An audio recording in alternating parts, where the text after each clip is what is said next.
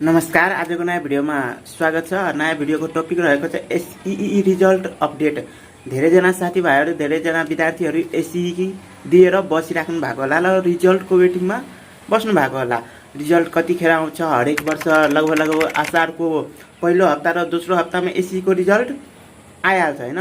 तर यसपालि असारको पहिलो हप्ता कि असारको दोस्रो हप्ता कि असार भरि नै लाग्छ एसइईको रिजल्ट।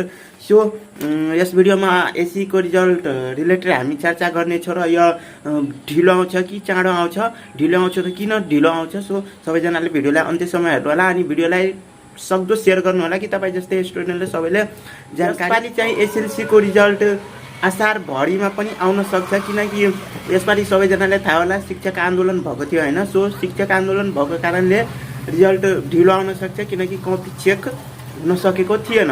सो सबै वर्ष असारको पहिलो हप्ता र असारको दोस्रो हप्तामा एसइईको रिजल्ट आउने गर्थ्यो, तर यसपालि असारभरि पनि लाग्न सक्छ है। मैले आफ्नो अनुभवको अनुसार मात्र भन्दैछु, सुनेको अनुसार मात्र भन्दैछु। सो असारसम्म लाग्न सक्छ, असारको अन्तिम हप्ता पनि लाग्न सक्छ एसएलसीको रिजल्ट आउनमा, किनकि शिक्षक आन्दोलन भएको थियो र शिक्षक आन्दोलन भएको कारणले कपी चेक हुन ढिलो भएको छ, कपी चेक हुन सकेको छैन। सो शिक्षकहरूले आफ्नो अधिकारको लागि आन्दोलन गर्नुभएको थियो, अधिकार पाउनु पनि भयो। सो हाम्रो देशमा यस्तै हो, अधिकारको लागि सबैले आन्दोलन गर्छ तर कर्तव्यको लागि कसैले आन्दोलन गर्दैन। कर्तव्य होस् नहोस् तर अधिकार पाउनु पर्छ।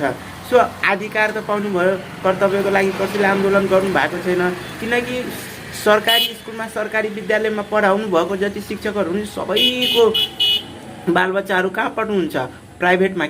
किनकि उहाँहरूले आफै विश्वास छैन सरकारी स्कुलमाथि, अनि आफू पढाउनुहुन्छ सरकारीमा र आफ्नो बालबच्चा चाहिँ प्राइभेटमा, आफैमाथि विश्वास छैन।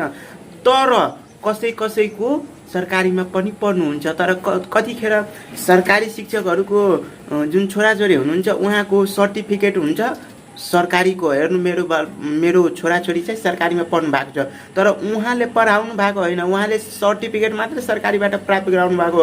उहाँको छोराछोरी पढ्नलाई चाहिँ पढ्नु भएको प्राइभेटमा र सर्टिफिकेट चाहिँ प्राप्त गराउनु भएको चाहिँ सरकारीबाट। किनकि म पनि 0 देखि हिरोसम्म सरकारीमा पढेको, 1 देखि ब्याचलरसम्म सरकारीमै पढेको। म पनि यो कुरा भोगेको। मिडल फ्यामिलीको स्टुडेन्टहरूले यो कुरा के भोग्नुपर्छ चाहिँ, सरकारी स्कुलमा पढाउने शिक्षकहरूको छोराछोरी चाहिँ नाम हुन्छ सरकारी स्कुलमा, इक्जाम दिने बेलामा आउँछ सरकारी स्कुलमा, तर पढ्न चाहिँ जान्छ प्राइभेटमा। किनकि उहाँहरूले सरकारीको सर्टिफिकेट चाहियो, ताकि अगाडि गएर भन्न मिलोस् कि हाम्रो छोराछोरी पनि पढेको छ सरकारी स्कुलमा। सो यस्तो तपाईँहरूले पनि हेर्नु भएको होला, तपाईँहरू पनि हेरिराख्नु भएको होला।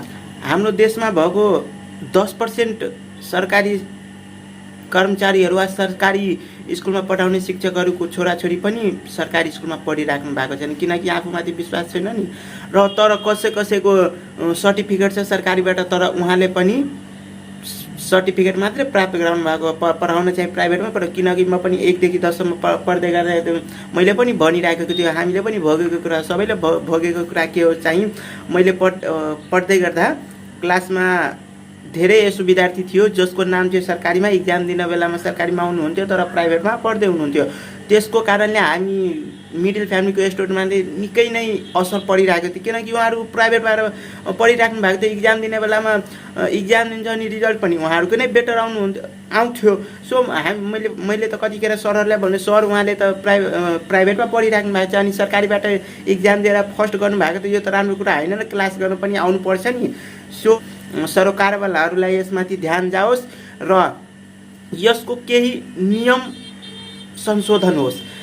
नियम कस्तो संशोधन होस्, जसले सरकारीमा पढिराख्नु भएको छ या प्राइभेटमा पढिराख्नु भएको छ कम्तीमा 80% हाजिरी पुग्नु पर्यो। हाजिरी 80% पुगेन भने त्यसले इक्जाम दिन पाउँदैन। तर यस्तोमा पनि चलखेल के हुन्छ भने, हाजिरी 80% आफ्नै मान्छे मिलाएर ल पढ्न आओस् नआओस् हाजिरी चाहिँ 80% पुगाइदिनु पर्यो। त्यस्तो नहोस्। सो यसमा सम्पूर्ण सरकारवालाहरूको ध्यान जाओस् र एसइईको रिजल्टको अपडेट थियो। एसइईको रिजल्ट असारभरिमा पनि आउन सक्छ, लेट पनि लाग्न सक्छ यसपछि। सो आजको लागि यतिकै, धन्यवाद।